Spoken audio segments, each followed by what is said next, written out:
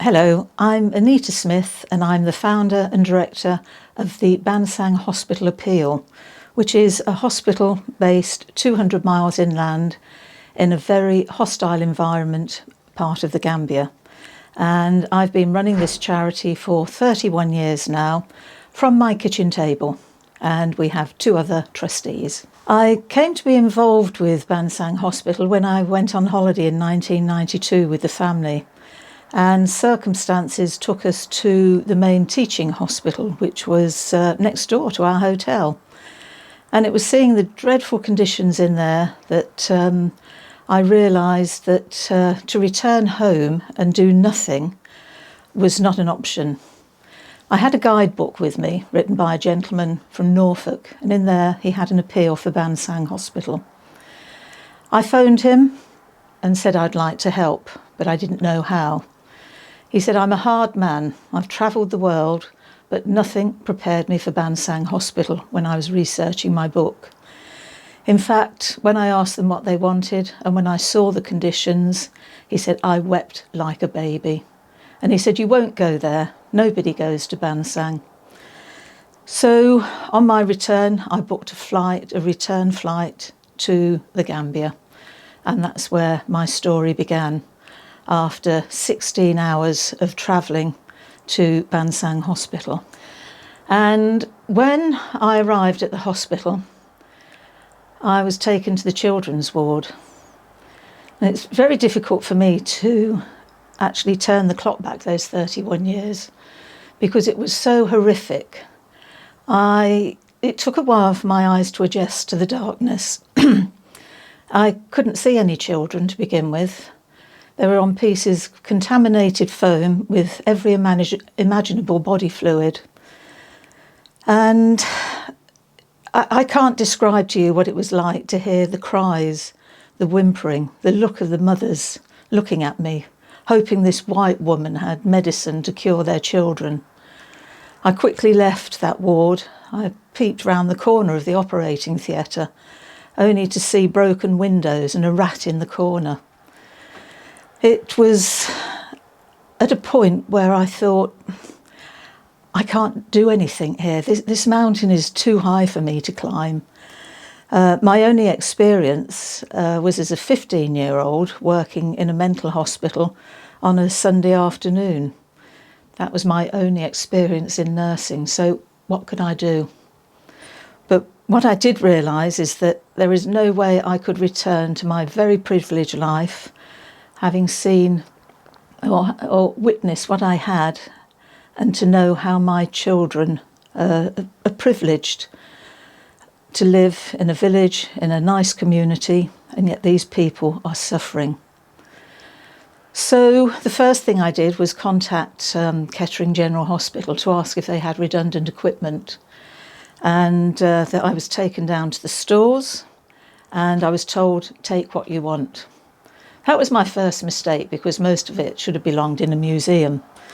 And over the past 31 years, you come to realise what is important. And my own GP became my medical advisor and the paediatrician in Bansang Hospital. And he said, we need to concentrate on the children. This is where we have the highest mortality. And in 1 month alone, when he worked there, 337 children died of malaria alone, not including all the other diseases. And when you have a ward of children with 4 to a bed, mothers sleeping on the floor, no electricity for the majority of the time. In fact, you could go months with no electricity, just kerosene lamps and candles. It was like turning the clock back to the Victorian era. But there was nothing. There was no bandages, there was shortages of drugs. But the first thing we had to realise is that we needed to build a new children's unit. Children were being carried out in the morning, dying from cross-infections from a child in the next bed. Once again, my hometown of Kettering came to the rescue, and the newspapers did an appeal over Christmas. And in less than 6 months, we'd raised £100,000, which was enough to build a children's unit on a budget. Bansang is based in a very, very hostile environment. The roads are virtually impassable, and even to try and get a contractor to go to Bansang was difficult. So it took 2 years to build this children's unit. They used one mould to make the bricks. And I have to say, after 2 years of looking at this building going up, it was just pure, absolute heaven, knowing that these children are not going to be suffering for much longer. And we moved the children into the ward. One evening, it was the rainy season and the rain was pouring into the ward. So with plastic bin liners, broken umbrellas, we moved the children into an 80-bed children's unit. Separate medical, surgical, neonatal care, burns unit and malnutrition unit. So when we moved in, the mothers looked at me. They had no idea what this ward was. And there was great celebrations, only one child per bed. And they soon filled up. We soon filled that ward. But there are many, many other aspects of the hospital we're looking at. And over the years, we have now transformed Bansang Hospital. And the doors of that hospital are going to close in 1997. 1997, if they'd have closed those doors, 600,000 people would have had no hospital, and 45 referral clinics, including 3 from Senegal, would have nowhere to go. So today, I'm very proud to say that with the help of my family, volunteers, we now have a hospital that has won an award for the best hospital for care and services. But we have to go a step further. We have Chinese trawlers taking the fish out of the sea in huge, vast numbers. And they're turning those fish into a protein powder. And this protein powder is being shipped back to China to feed their pigs and cows and to support their own aquaculture, which is worth billions. And what is that doing? That is leaving our patients in a dreadful, dreadful situation. So I believe that we may be the first hospital in the world to have a fish farm. I haven't gone into this lightly. I do everything in discussions with the management team in Bansang. And as a result of that, we now have a fish farm with tilapia fish, which is a bottom feeding fish, which we have to have due to the heat. And we hope to be harvesting those in 2 months' time.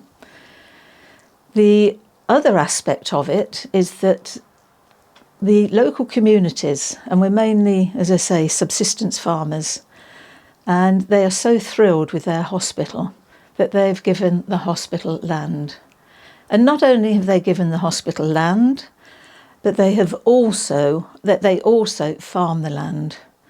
So in turn, we have helped them. We've shipped out 2 Massey Ferguson tractors, which we loan with our driver to local villages so that they can produce more food for themselves. They harvest the kus, which is our main crop, and that helps with feeding the patients for breakfast. And it's just incredible now. We have operating theatres that we've built. We've transformed every single department to include what was a female ward, which was on the top floor. And I've been there at times when they've actually had to resuscitate patients going up the stairs. They've come in on their donkey carts for help. So the old children's ward, we raised the roof, and that is now a female ward, medical and surgical. Still not large enough to cope with the volume of patients we have though. And the upstairs now, because we've got a fit administration team, we now have a conference and training centre, which has never ever happened. And we allow other charities to use that to come in and train. And we have all the admin offices on the top floor. So all the patients are now on the ground floor. One of the most important aspects of a hospital is their staff. And when I first went to Bansang and I saw staff running away, we were left with just a handful of people with no skills, and or very few skills. And I asked them, what would make you happy and what would make you want to stay in this hostile environment? And how wrong was I, because I was thinking the Western way, that money is going to solve everything, solve their education, their feeding, their homes. I was shocked. On the top of the list, they wanted respect. Somebody to put an arm around them and say thank you for the job they're doing. And the second thing on their list was decent housing. The original housing at the hospital was colonial. It was built in 1938, wooden shutters, one door, one wooden window, no electricity, no running water, and a mud floor. How on earth can you expect skilled staff to live in those conditions? I wouldn't put my dog in conditions like that. So staff accommodation is absolutely key, and respect. Every one of our staff, it doesn't matter whether you're the cleaner, the surgeon, the doctor, the nurse, every single one of our staff is treated equally and with respect. And for the past 5 years, we've been holding an awards evening. And we're able to recognise people that haven't got formal qualifications as well as those that have. And to be given a certificate, a laminated piece of A4, to say they've been recognised for their hard work. If you could see the joy on their faces, it's quite remarkable. Sorry. I can't help it. It's really tough at times. I'll get my thoughts together, because we'll talk about Chris next, yeah? Just give me 5. Yeah, don't worry. Well, I met Chris through Julie, who I stayed with for the past 10 or 12 years in the Gambia. Julie runs a fantastic restaurant and apartments in the country, and it's always my first stop before travelling to Bansang and my final stop before getting a plane home. And Julie is running a very successful business, and she has a fantastic school, the Joffy School, of which I sponsor 2 of her children. Julie told me about this gentleman. I didn't know his name at the time, and she'd given him details about Bansang Hospital. And before I knew it, there was an exchange of emails from Mr. Chris Bylon and myself, and I soon gathered this is a man who doesn't let the grass grow under his feet, because before I knew it, an hour's Zoom meeting was planned. I have to say, an hour's meeting, it just flew by. I seemed to have such a bond with this man that I was talking to for the first time in a Zoom meeting. But I soon realised that this man has the same vision that I have. So that was my very first time of speaking to Chris. And the second time, he arrived at my house and he took my husband, myself and Alpha out for dinner. So we was able to get to know one another a lot better. And, well, I have to say, he is the most incredible man.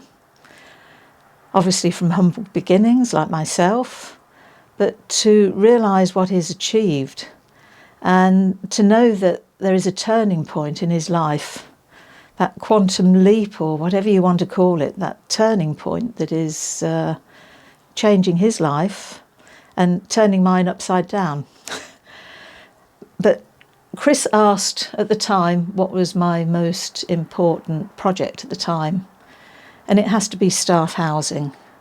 I mean, to date we have extended and completed 67 housing units. And this is what is making our staff happy. We're able to get Gambian doctors now working in the hospital. We have quality staff who want to stay. In fact, we have a 98% staff retention rate, which I don't think is happening anywhere else. But nobody else is listening. I was invited by a group of other charities, large charities, to go to the House of Commons and speak about staff retention. Previously there, I talked about sustainable equipment, but I soon realised that people were not interested in me because I'm this little fish and they're the big boys. And yet we're the only hospital that have this 98% staff retention rate. But Chris knows the importance of staff. He knows the relevance of making staff happy, respecting them. And that is so important. And this is why we're so successful in staff retention. I was actually invited by one of the big international charities. They wanted to know why we had such a high retention rate. I asked them, I said, have you been to Bansang? Yes, we go regularly. I asked them if they spoke to the staff to ask them why they're happy. Nope. I asked them if they'd spoken to management. Nope. So I told them, you can put millions into a project, but you can forget it unless you look after your staff.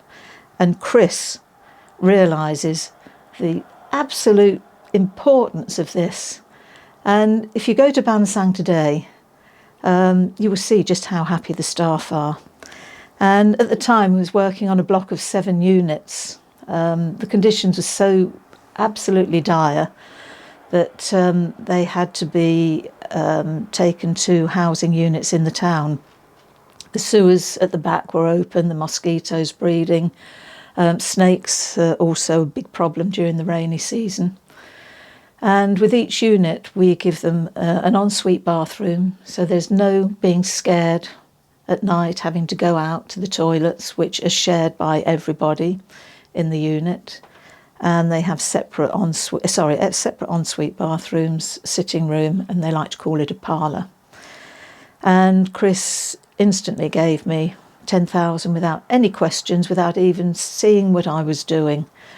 And I think we have a very close link here because we know how important the staff accommodation is.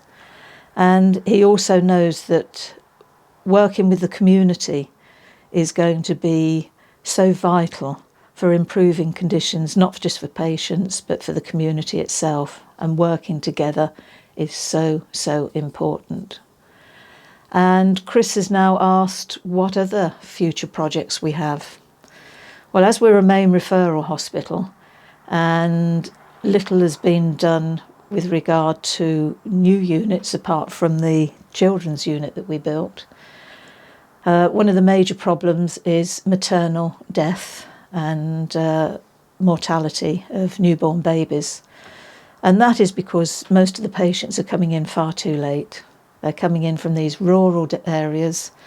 They haven't had antenatal care, some of them. And we need to change that. There is a visiting team that goes round, but you can't always see these women. They're working in the fields.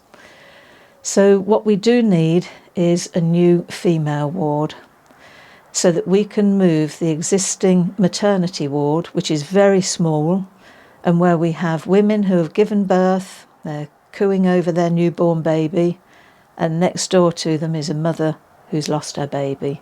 It's really distressing. And we have plans in the pipeline for a 60-bed female ward, which will be medical and surgical with all the other units attached to that.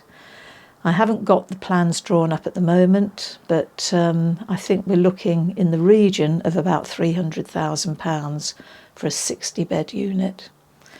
So I always thought dreams don't come true, but mine do. And I'm hoping that anybody listening today will appreciate just how important this is. And this is a hospital that is a blueprint for others to copy. If only they would take me up on it and do something about it and not waste money. And not waste money on equipment that is not suitable for developing countries. I've seen so much stuff. In fact, I think it's something like 50% of what is shipped to Africa is sitting there redundant. We even had an MRI scanner shipped from America. I mean, it's absolutely awful. But I think it was cheaper to put it in a container and send it to Bansang. So I use a company based in Devon, Diamedica, most incredible man who designs equipment at affordable prices for low resource countries. And he's respected now around the world. So all of these factors I've learnt over the years, even though I left school at 15 with no qualifications, but it's been a huge learning curve, and I'm just happy to continue what I'm doing, making a difference. And to have Chris at my side is fantastic. And I did mention the awards evening, and Chris came up with a new award for a member of staff who's gone above and beyond the call of duty. And the man who got that, his name is Tonko. He's disabled mentally and physically, and he's our litter picker at the hospital. But he has to be told to go home. He's happy to come in 7 days a week. We have to tell him, no, you have to spend time with your family. But, oh gosh, he's a proud man when he showed his certificate to everybody entering the gate. And then he gets his head down and on with the job. So, thank you, Chris. You're an absolute star.